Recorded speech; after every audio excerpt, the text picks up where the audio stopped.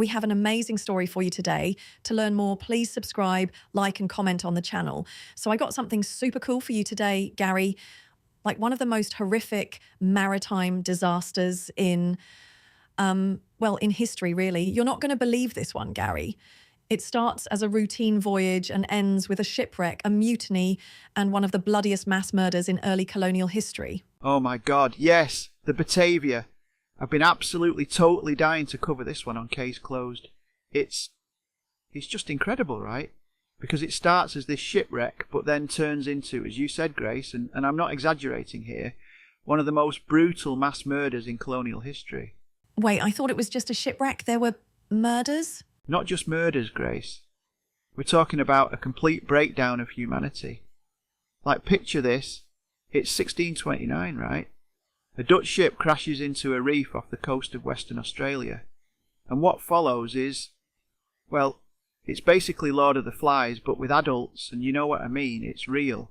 Oh, that sounds terrifying, actually. How many people are we talking about here? So the ship had about 341 people on board, and after the wreck, around 300 of them make it to these tiny barren islands.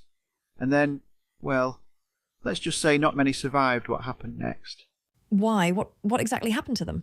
That's where it gets really dark. See, there was this guy, Jeronimus Cornelisz, who was already planning a mutiny before they even wrecked. And when the commander leaves to get help, this Cornelisz character takes control and, well, he orchestrates what can only be described as a systematic slaughter. Wait, so this wasn't just people dying from, like, exposure or starvation? Oh, no. Nothing natural about these deaths. We're talking calculated, cold-blooded murder. And the craziest part, it all happened on these tiny islands in the middle of nowhere off Western Australia, absolutely isolated from the rest of the world. So tell me more about this ship, the Batavia. Was it, just like a regular old boat or what? Oh no, not at all. The Batavia was it was really, really special. It was this magnificent flagship of the Dutch East India Company, or VOC as they called it. Built in Amsterdam in 1628, and it was absolutely state-of-the-art for its time, you know. We're talking about a massive East Indiaman, about 150 feet long, armed with like more than 24 cannons. That sounds pretty impressive for the 1600s. What was it even doing all the way near Australia? Well, that's the thing. It wasn't supposed to end up there at all. The Batavia was on its maiden voyage to, well, Batavia, which is what they called Jakarta back then, in the Dutch East Indies. These ships were basically the backbone of Dutch trading empire.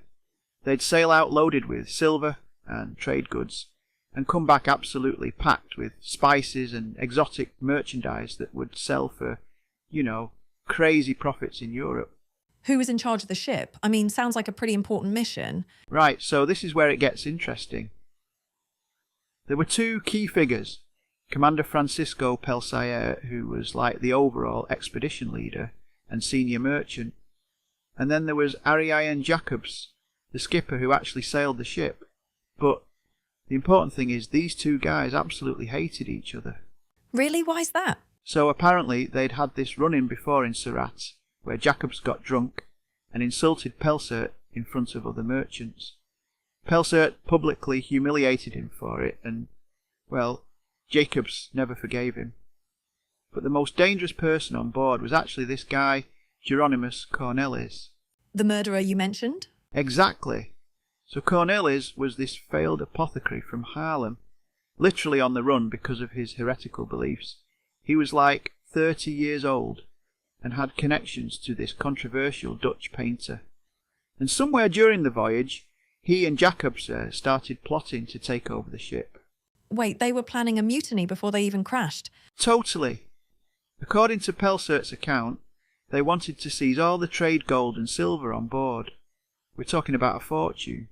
And then start new lives somewhere else. They even, get this, they deliberately orchestrated a sexual assault on a female passenger named Lucretia Jans to create an incident they could use to turn the crew against Pelsaert. Oh my God, that's horrible. I know, right? And after they left the Cape of Good Hope, Jacobs apparently deliberately steered the ship off course, separating from the rest of the fleet. But then, well, they hit the reef before they could actually carry out the mutiny. And that's when things went from bad to like catastrophically worse. So what happened next is it's just unbelievable, honestly.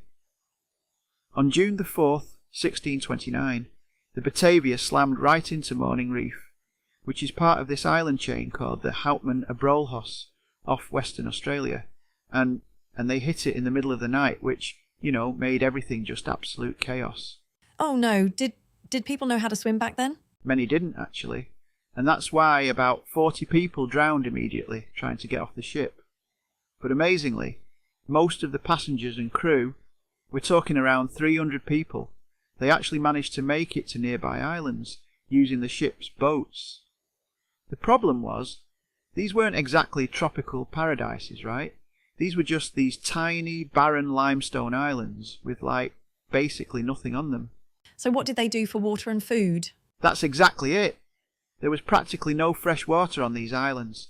I mean, they had some limited food, they could hunt sea lions and birds, but without water, they were in serious, serious trouble. And Pelsayer, he knew they were in a desperate situation, so he made this really fateful decision. What did he decide to do?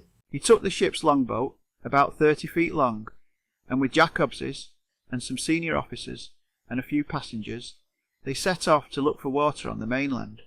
But when they couldn't find any there, they made this incredible decision to just sail all the way to Batavia, which is modern-day Jakarta in Indonesia. Wait, in just a little boat? How far was that? It was over 800 miles. Can you believe that? And they had almost no supplies, barely any navigation equipment. It was basically a suicide mission. But amazingly, after 33 days at sea, they actually made it. Every single person in the longboat survived the journey, which is just, it's mind-blowing when you think about it. That's honestly incredible. But what about all the people they left behind? Well, this is where everything goes terribly wrong. See, Pelsayer had no idea, absolutely no idea. But when he left, he basically handed control of all those survivors over to Jeronimus Cornelisz. Remember him? The failed apothecary who'd been plotting mutiny. Yeah, so Cornelisz wasn't actually supposed to be in charge, but he kind of seized control because of his rank in the company. Oh, God. Exactly. And Pelsayer, he did try to get back as quickly as possible. The Governor-General in Batavia gave him another ship called the Sardam to go rescue everyone. But it took them 2 months to get back to the islands. And by that time Cornelisz had turned those islands into like his own personal slaughterhouse. So when Cornelisz took control, what was his first move? Well, he was calculating from the very beginning. Like, the first thing he did was to take control of all the weapons and food supplies. I mean, he basically made himself the gatekeeper of survival, right? But his most diabolical move was how he dealt with the soldiers who could have potentially stood in his way. What did he do to them? So he sent this group of soldiers, they were led by a guy named Wiebe Hayes, to a nearby island, West Wallaby Island, which was about like 5 miles away. And he told them, go look for water, and if you find any, send smoke signals. But the thing is, he never actually planned to rescue them.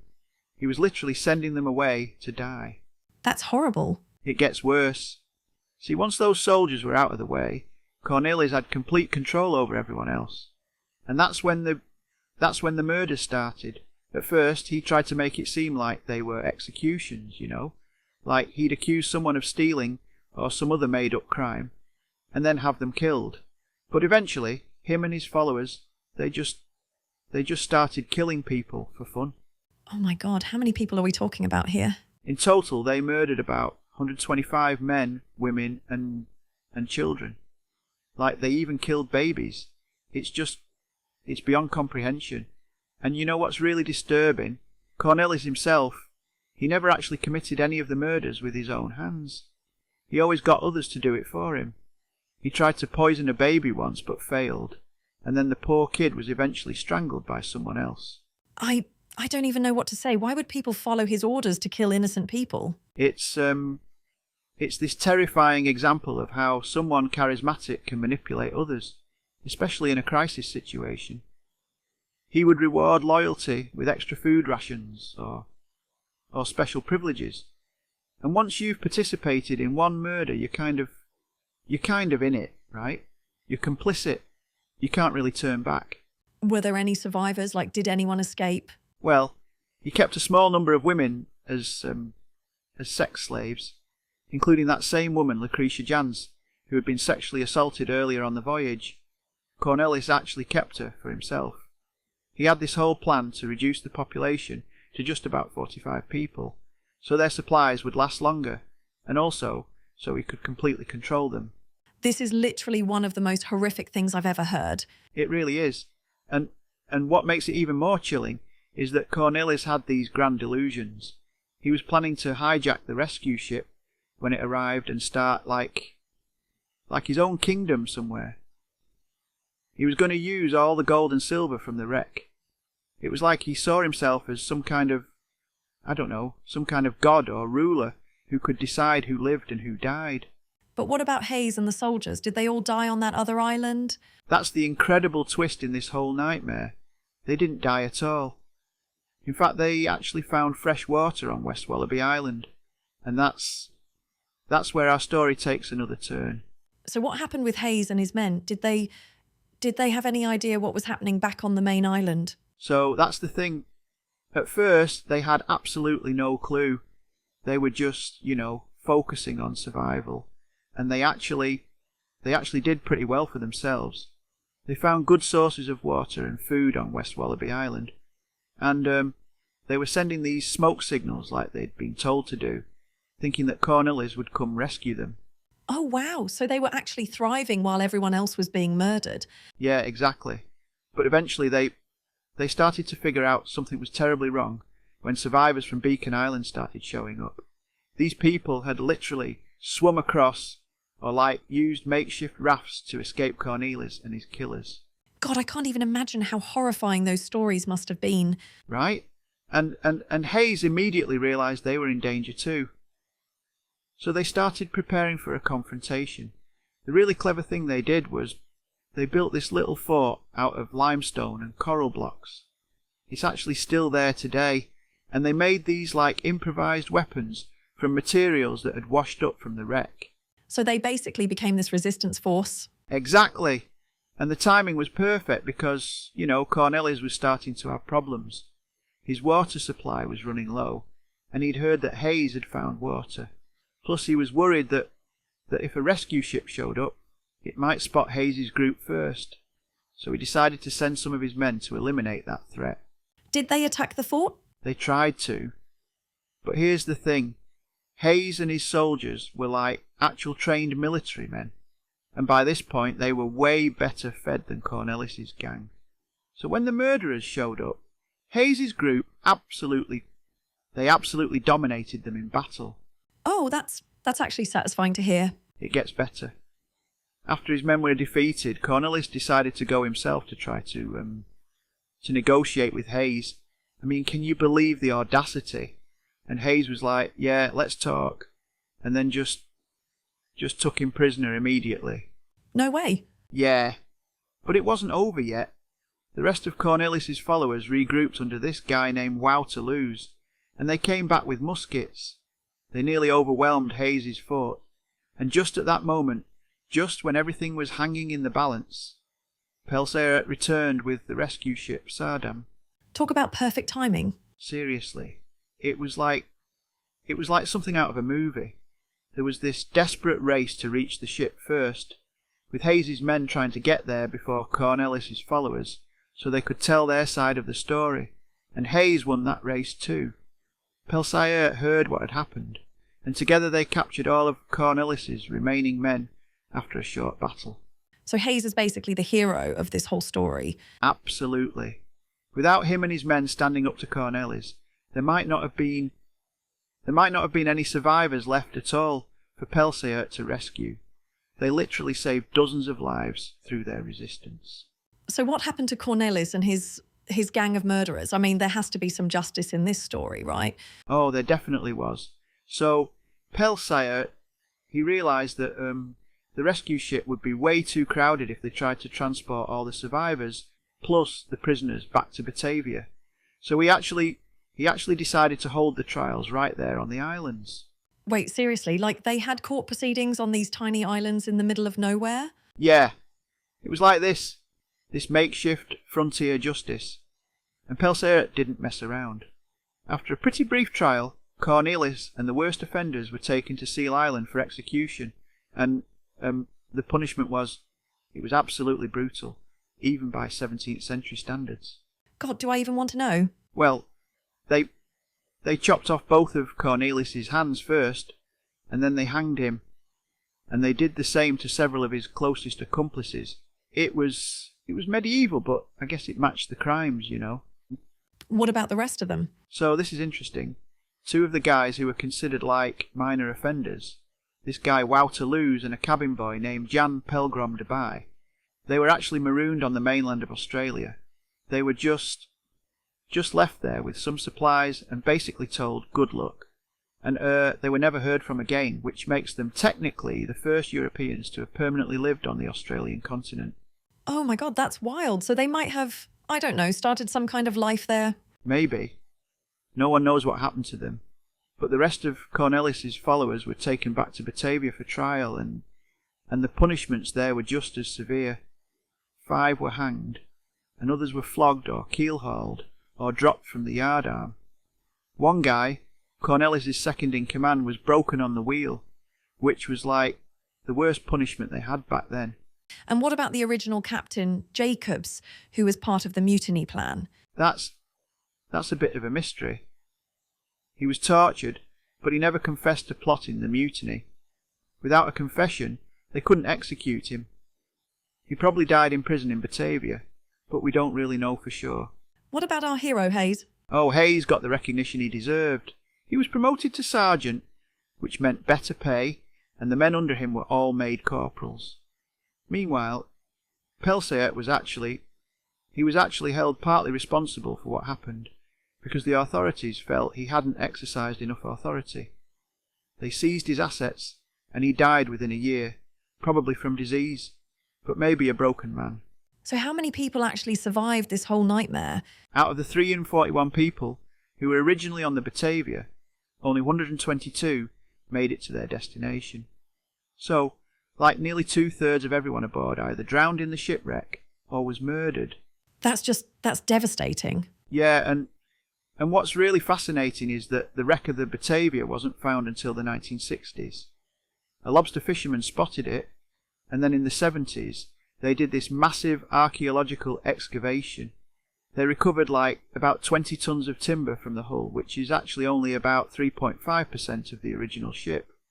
And they found all these artifacts, weapons, cooking equipment, navigation tools, trade goods. I've actually seen pictures of that excavation. Didn't they find silver coins and jewellery too? Tons of it. The Batavia was carrying like these wooden chests filled with silver coins, about 250,000 guilders worth. Pelsaert recovered most of it during his salvage operation, but archaeologists found even more. They also found this incredible Roman cameo from the 4th century that Pelsaert was planning to sell to the Mughal court in India. It's all on display now at the Western Australian Museum. So looking back at this whole Batavia story, I'm completely stunned by it all. Like, has there ever been another maritime disaster that was this horrific? I don't think so, honestly. It's often called one of the worst horror stories in maritime history. And for good reason, right? I mean, we've covered a lot of dark stuff on Case Closed, but this is it's on another level entirely. It really is. And what's so fascinating to me is how, this has such a unique place in Australian history. Like, it happened over 150 years before Captain Cook and the First Fleet. Exactly. And that's why some historians actually suggest that the Batavia story should be considered like an alternative founding narrative for European contact with Australia. It's just so significant, The psychological aspect of it all is what gets me. How someone like Cornelisz could manipulate so many people into committing such terrible acts. Yeah, it's like this perfect storm of isolation and this power vacuum after Pelsaert left. And Cornelisz was He was clearly this charismatic psychopath who knew exactly how to exploit that situation. It really makes you wonder, like what would you do in that situation? Would you go along with it out of fear? Would you resist? God, I hope I'd have the courage to stand with Hayes. Me too, but it's easy to say that now, right? Absolutely. And it's amazing how this story continues to fascinate people. There have been so many books written about it, documentaries, even a replica of the ship built in the Netherlands. Yeah. The replica took 10 years to build, from 1985 to 1995, and they used all the same materials and methods from the 17th century. It's now a museum ship in Lelystad, and I think the enduring interest just shows how this story really touches on something universal about human nature, both the capacity for extreme cruelty and for incredible courage. Well, that wraps up another episode of Case Closed. Thanks for joining us for this dark journey into one of history's most disturbing maritime disasters. And if you're ever in Western Australia, you can actually visit the Western Australian Shipwrecks Museum in Fremantle to see the recovered artefacts with your own eyes.